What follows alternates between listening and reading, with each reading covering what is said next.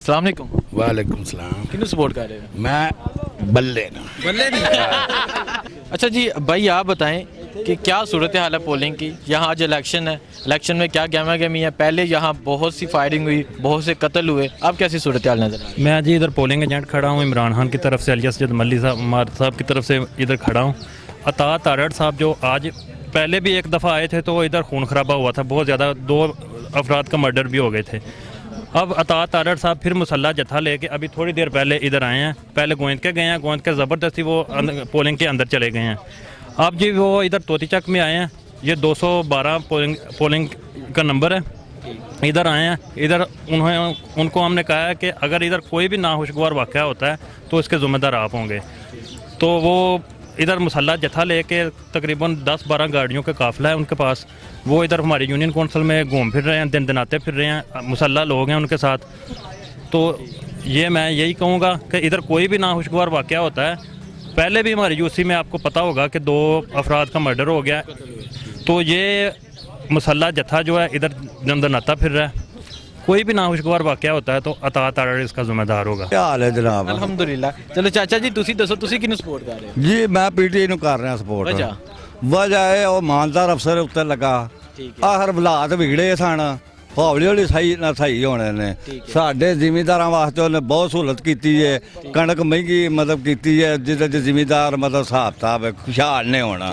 ਹਰ ਬੰਦੇ ਨੂੰ ਇੱਥੇ ਮਜ਼ਦੂਰੀ ਲੱਭਦੀ ਹੈ, ਕਿਸੇ ਨੂੰ ਕੋਈ ਤਕਲੀਫ ਨਹੀਂ ਸਾਰੇ ਪਿੰਡ 'ਚ, ਸਾਡੇ ਇਲਾਕੇ 'ਚ। ਲੋਕ ਤੇ ਕਹਿੰਦੇ ਨੇ ਕਿ ਲੋਕ ਇਮਰਾਨ ਖਾਨ ਤੋਂ ਤੰਗ ਆ ਚੁੱਕੇ ਨਾ ਨੇ। ਕੋਈ ਤੰਗ ਨਹੀਂ, ਐਸਾ ਜਾਣਦਾਰ ਅਫਸਰ ਜਿਹੜਾ ਅੱਜ ਤੱਕ ਨਾ ਆਇਆ ਕੋਈ ਲੀਡਰ ਕਾਇਦੇ ਤੋਂ ਬਾਅਦ, ਅਗਰ ਆਇਆ ਤੇ ਇਮਰਾਨ ਖਾਨ ਆਇਆ।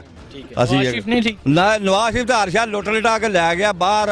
ਅਗੂ ਕੁੜੀ ਆਂਦੀ ਹੈ ਮੈਨੂੰ ਵੀ ਹੁਣ ਜਾਣ ਦਿਓ, ਸਾਰਾ ਟੱਬਰ ਤੋਂ ਬਾਹਰ ਟੁਰ ਗਿਆ, ਇੱਥੇ ਆ ਕੇ ਭੇੜ ਕੇ ਵੇਂਦਾ ਹਾਂ ਕੀ ਹਿਸਾਬ ਕਿਤਾਬ ਹੈ। ਨਾਜ਼ਮ ਹੈ ਕਾਜ਼ੀ ਨਈਮ, ਉਹਨੇ ਕਿਹਾ ਇਮਾਨਦਾਰ ਹੈ ਇਮਰਾਨ ਖਾਨ, ਮੇਰਾ ਵੀ ਦਿਲ ਕਰਦਾ ਇਮਰਾਨ ਖਾਨ ਵੋਟ ਦੇਈਏ।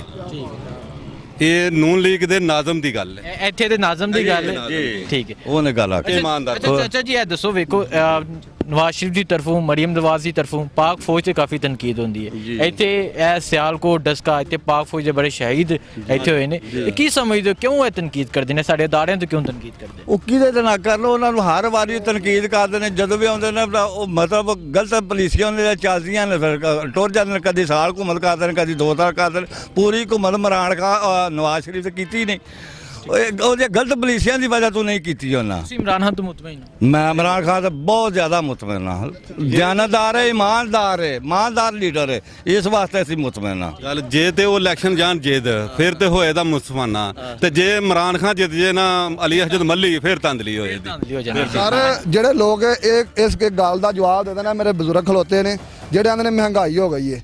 ਅੱਜ ਤੋਂ 20-30 ਸਾਲ ਪਿੱਛੇ ਟੁਰ ਜਾਵੋ, ਇੱਥੇ ਕੱਚੇ ਮਕਾਨ ਸਨ, ਕੋਈ ਰੋਡ ਕੋਈ ਚੀਜ਼ ਨਹੀਂ ਸੀ। ਆ ਕੱਪੜੇ ਜਿਹੜੇ ਨੇ ਨਾ, ਇਹ ਖੱਦਰ ਦੇ ਕੱਪੜੇ ਲੋਕ ਪਾਉਂਦੇ ਹੁੰਦੇ ਸਨ, 10-10 ਦਿਨ ਇੱਕ ਹੀ ਸੂਟ ਹੁੰਦਾ ਸੀ, ਪਾਬੰਦ ਲੱਗੇ ਹਨ।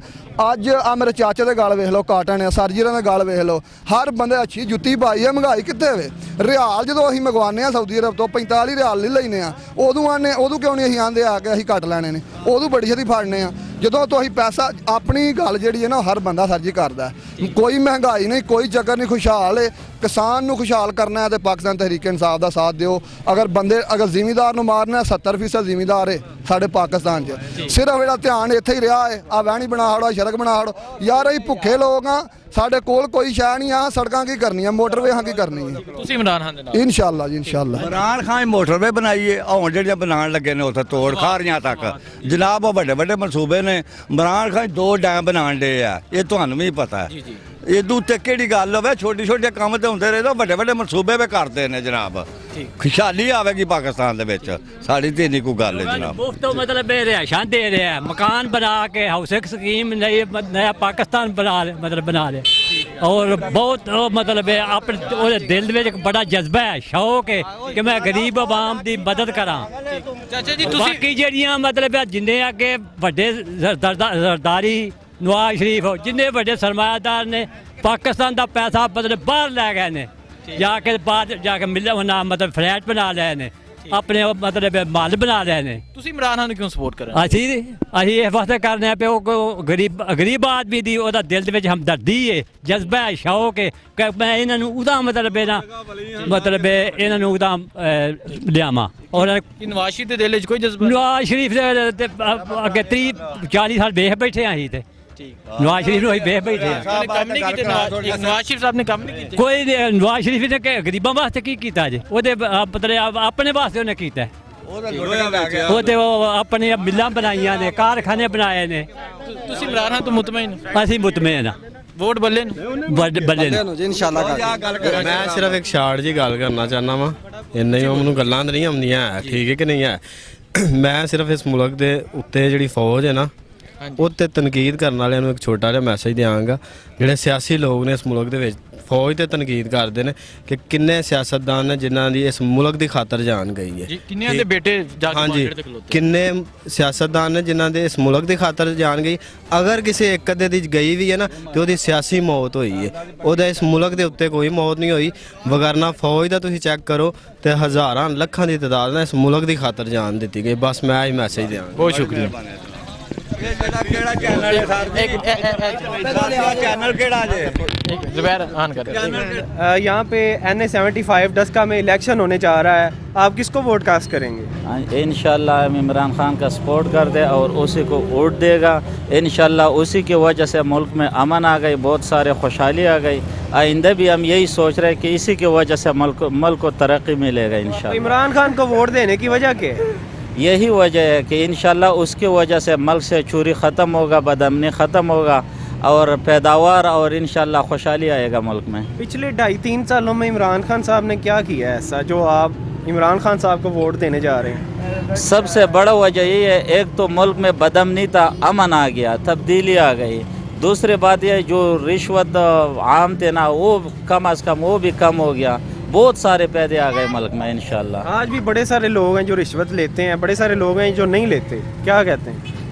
जो बहुत सारे लोग हैं ना जो गवर्नमेंट के नज़र के नीचे, बड़ों के नज़र के नीचे, वो तो उन तबके में रिश्वत बहुत कम हो गई, तकरीबन ख़त्म हो गई।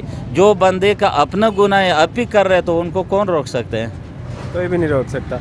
अच्छा मुझे ये बताएं कि आपने नवाज शरीफ को क्यों नहीं वोट देना? इमरान खान को वोट देने की सिर्फ यही वजह है कि उसकी वजह से अमन आया? उसको इसलिए वोट नहीं दे रहे कि अगर वो सच्चा है तो मैदान में क्यों अब भी नहीं आते? अगर बीमार है ना, अगर बीमार होते तो पाकिस्तान में अभी तक इस 3 बार उसी का हुकूमत आया, अगर उसने अभी तक ऐसे इलाजगाह नहीं बनाया, ऐसे अस्पताल नहीं बनाया, सारे पाकिस्तानियों का इलाज इधर होता है और वो इलाज के बहाने बाहर जाते हैं। अगर सच्चा है तो मुल्क में क्यों नहीं रहते हैं? वो उसकी बेटी भी तो पाकिस्तान में ही है ना, वो भी तो बाप की जंग लड़ रही है। सिर्फ बेटी की वजह से ये कौन सा बंदे का ईमानदारी है और उनके सजात है कि मैदान बेटी को छोड़ दो और अब भी बाहर जाओ? वो बीमार है ना, बीमारी की वजह से बाहर नहीं बीमारी, उसकी बेटी ने अब भी इकरार किया कि बीमार नहीं है लेकिन आ नहीं सकते। क्यों नहीं आ रहे? उसने अब भी बोले, उसकी बेटी की तकरीर में ये है कि मैं अपने अबू को कातिलों के हवाले नहीं कर सकता हूँ। कातिल कौन है? पता ही नहीं है। उसकी तकरीर की बात मैं कर रहा हूँ जो अखबार में आया, दुनिया वाले अखबार में। तो आप क्या समझते हैं नवाज शरीफ जो है ये बीमारी का बहाना बना के मुल्क से फरार हुआ है? मैं ये सोचता हूँ कि अस्पताल भी इधर मौजूद है, इलाजगाह भी इधर मौजूद है, बड़े बड़े डॉक्टर भी इधर मौजूद है, अगर इलाज करते तो इधर क्यों नहीं करते? लेकिन ये वही डॉक्टर है ना जिन्होंने परमिट दिया था कि इसको बाहर भेजें, इसका इलाज यहाँ मुमकिन नहीं है। तो अच्छा इलाज में कितने देर लगता है? अभी तक इसको इतना सुकून नहीं मिला कि मुल्क से अपने मुल्क में वापस आ जाए, लौट अच्छा आए। हाँ साहब, ये नवाज शरीफ जो है ये इनके बड़े बयान आए हैं, फ़ौज पे बड़ी तनकीद की है। मरियम नवाज साहिबा जो हैं इन्होंने भी फ़ौज पे बड़ी तनकीद की है। फ़ौज वो है जो रात को लोग सोए होते हैं, सुकून की नींद सोते हैं, चैन से सुकून से सोते हैं और वो हमारी रखवाली करते हैं, हमारी बॉर्डरों पे खड़े होके सीना तान के जो है हिफाजत कर रहे होते हैं। तो उन नौजवानों के लिए क्या कहना चाहेंगे? वो हमारे मुल्क तो उन लोगों की वजह से महफूज है, हिफाजत में है। जितनी कुर्बानी फ़ौज ने दिया वो रहेगा नहीं इंशाल्लाह, और उनकी वजह से तो हमारा मुल्क महफूज है इंशाल्लाह। कोई मेला हाथ हमारे मुल्क पे नहीं आ सकते। और यही जो फ़ौज है ना, हम फ़ौज के साथ हर वक्त शाना बशाना है इंशाल्लाह। तो मरियम नवाज़ के जो फ़ौज पे तनकीद करने का बयान है उस पर आप क्या कहते हैं? नवाज शरीफ ने भी बड़ी तनकीद की है। कोई भी फौज के ऊपर कोई भी बोलते हैं ना, जो भी बोलते हैं अच्छा नहीं करते, क्योंकि मुल्क हमारे मुल्क की जो कमर की हड्डी है ये तो फौज है, और फौज की वजह से हमारा मुल्क तो महफूज है। कोई भी होगा जो उनके खिलाफ बोल रहे या हाथ उठाते, सब गलत होगा इंशाल्लाह। अच्छा खान साहब, मुझे ये बताएं, आपने खुल्लम खुल्ला कहा भी है कि आपने इमरान खान को कल वोट देना है, ठीक है, बहुत अच्छी बात है। हर बंदे की अपनी पर्सनल राय होती है और ओपिनियन वो आप कास्ट कर सकते हैं, लेकिन आप मुझे ये बताएं पिछले 2.5 से 3 सालों में इमरान खान ने कौन सी महंगाई है जो नीचे लाई है? डॉलर का रेट देख लें आप कहाँ पे चला गया है, हर चीज़ महंगी हो गई है, आगे रमज़ान आ रहा है, गरीब बंदा क्या करेगा? इंशाल्लाह इतना भी महंगाई नहीं हो गई, अगर मुल्कों का जो बड़ा कर्ज है वो भी उतरेगा। जो हमारा कारोबार है, मुल्क में पैसे भी ज़्यादा आ गए। पहले जिस बंदे के पास 5,000 रुपये था, उसका बंदे के पास अभी 10,000 रुपये है, उनको महंगाई से कोई असर नहीं पड़ता है। जिस बंदे का पहले तनख्वाह 10,000 था, अभी उसका तनख्वाह 20,000 है। ये भी तो देखो ना, सिर्फ चीज़ों के मंगन रेट को तो ना देखो।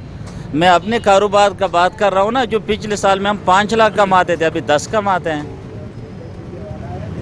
ठीक है। अच्छा मुझे ये बताएं कि जो डॉलर का रेट है ये निगरान हुकूमत में ज़्यादा हो गया था। पहले 102 रुपये डॉलर का रेट था, 102, और अब जो है वो US डॉलर 152 पे चला गया है। तो इसकी क्या वजह है? इनका नहीं पता। ये जो ये स्टॉप कर